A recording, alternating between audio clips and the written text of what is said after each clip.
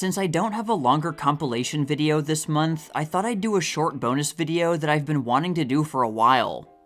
So, one day while doing research for another video, a photo in a 1922 issue of the Exhibitor's Trade Review caught my eye.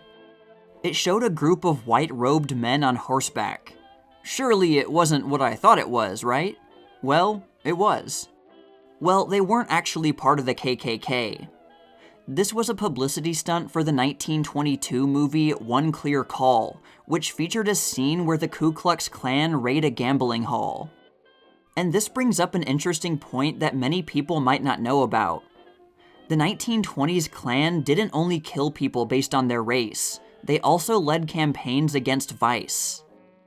The movie took place in a village in Alabama, and in the South at that time, the KKK would also use terror tactics against other white people who had committed social offenses. While they didn't always kill their victims, they would often show up to their house and flog them.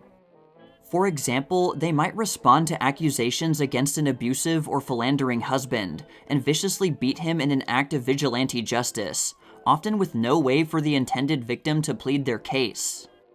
While plenty of the accusations were probably true, some of them could have been a lie for all they knew, though any false accusers risked being flogged themselves. For similar accusations of social offenses committed by black people against other black people, they didn't care at all because, as I'm sure everyone probably knows, the Klansmen were racist. They only cared if a white person had been victimized. And when they did decide to act against a black person, it was more violent and deadly. I'm getting sidetracked, but anyway, the reason I'm mentioning this is because in One Clear Call, the main character had committed a social offense by owning a gambling house, which the Klan considered sinful. And in this case, they plan to lynch him. The only reason they don't is because his doctor friend comes to his aid and prevents the Klansmen from killing him. This scene in the movie only lasted a few minutes, but it was one of the most memorable of the picture. Even with such a small amount of screen time, the Klan was used in almost all of the advertising for the movie to entice people to come see it. We would be shocked if someone tried this kind of ad campaign today, so that begs the question, why did it happen then? There's more to it than just saying that everyone back then was racist, so that's why I wanted to make this video. Now, I have to say that One Clear Call was not completely pro-Klan, though it didn't completely condemn it either. There was a brief mention of the movie's treatment of the Klan in a book I have, Ku Klux Culture by Felix Harcourt, where Harcourt writes, "Although the doctor reprimanded the Klan members as cowards for wearing masks, the wider Klan movement was implicitly presented in the film as an admirable force for justice." And through my own research, I agree with Harcourt's argument that the Klan in the 1920s was not just an organization, but a broader cultural movement that wasn't confined to the KKK itself. By appropriating the Klan's image in media, it made them look kind of cool to people. One Clear Call helped to commercialize it by presenting the Klansmen as a thrill for audiences, and this was not exactly a coincidence. Louis B. Mayer, later of MGM fame, produced the movie, and years earlier he had helped arrange regional distribution rights for the 1915 movie The Birth of a Nation. One Clear Call might not have been completely pro-KKK, but The Birth of a Nation certainly was, and glorified them a lot, and it was the top-grossing silent movie of all time. In fact, even 7 years later, it was still being shown to large audiences. The Birth of a Nation has an extremely mixed legacy. On one hand, it revolutionized how movies were made. In fact, the year it was made, 1915, is often used to divide periods in film history due in large part to this movie. On the other hand, it was very, very racist. Worse yet, it was presented as a true depiction of history. And there were protests about it when it was released, as well as at subsequent re-releases into the 1920s. There was also another connection between the movies. The main actor in One Clear Call, Henry B. Walthall, also had a main role in The Birth of a Nation, which was not forgotten in the publicity. With The Birth of a Nation having gone completely mainstream, a lot of impressionable people were presented with this positive image of the KKK. and increased exposure also stimulated membership in an indirect way.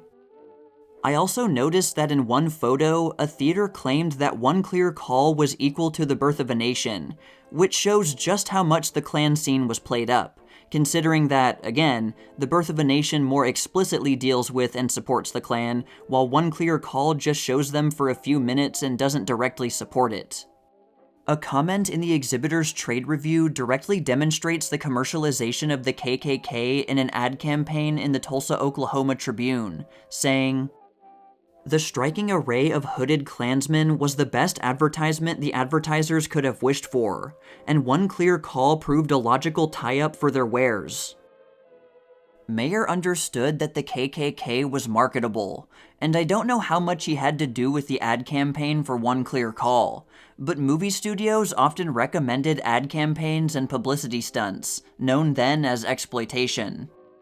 When One Clear Call was released in May 1922, the Klan was beginning to experience a big revival and started getting more publicity. Even though much of it then and over the next few years was bad publicity, it still gave them more exposure. By 1925, the KKK had a few million members, by far the peak over the course of its existence. And one part of this, which One Clear Call contributed to, was its commercialization. You can get an idea of this through some random things I've come across while researching for other videos. Like, for example, look at this sign that rather alarmingly says, "Prepare, KKK is coming."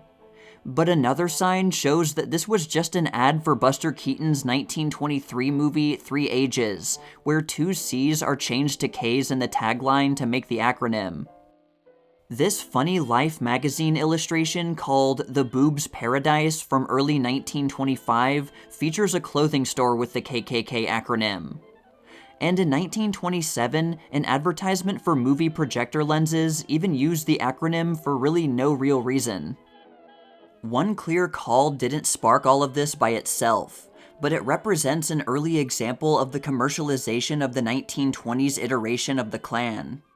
The publicity stunts for this movie could never happen today for obvious reasons. There were even reservations then, with one caption writer commenting about this parade stunt on Broadway in New York that there were some rumors that masked riders might be objectionable, so the managing director overcame that obstacle by eliminating the mask without loss to the effect of the parade. There were also descriptions of other exploitation stunts, like this one in Des Moines, Iowa, where at 8 p.m. one night, a man blew a bugle to call his fellow fake Klansmen, who then gathered together and conducted a parade that lasted until midnight. 2 boys also passed out advertisements for the movie. But even though One Clear Call didn't fully embrace the Klan, it did cross paths with the real Klan. A blurb in a trade magazine says that then Imperial Wizard William J. Simmons and a group of Klansmen actually went to see the movie, though they may have only stayed for that one scene.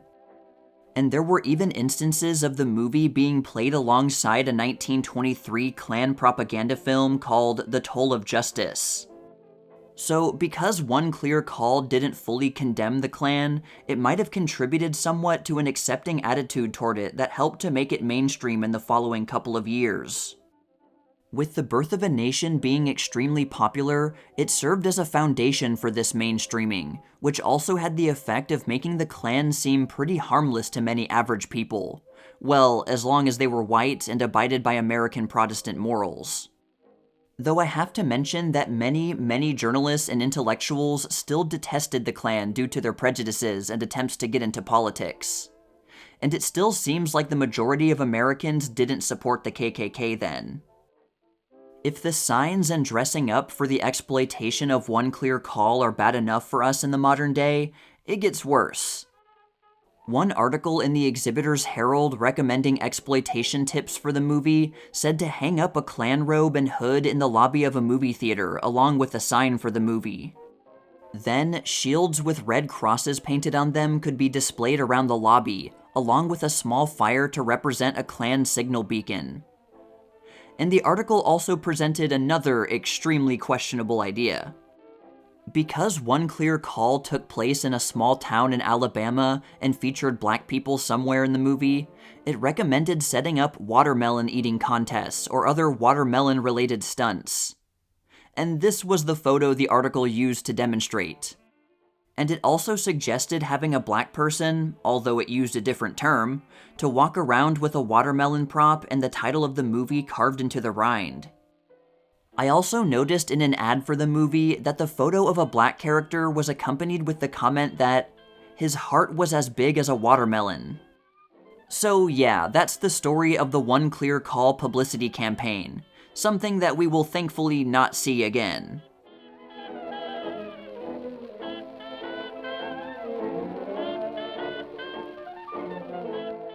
At some point, I want to make a longer video about the 1920s KKK, since its rise then makes a lot more sense when put into context. But because it's such a controversial topic, I might have to fight against YouTube's system to keep a video like that monetized. Even though I obviously wouldn't be supporting or sympathizing with the KKK or anything, YouTube's algorithms don't always pick up on nuance. So this short video is also kind of a test to see what happens with that. And just for the record, One Clear Call is not a lost film, though I don't think it's ever been released on video. I'm guessing that's probably because no one would know about it enough to justify spending money to release it. Well, anyway, that's all for now, all you sheiks and gals out there, but stay tuned for more tales from the Jazz Age.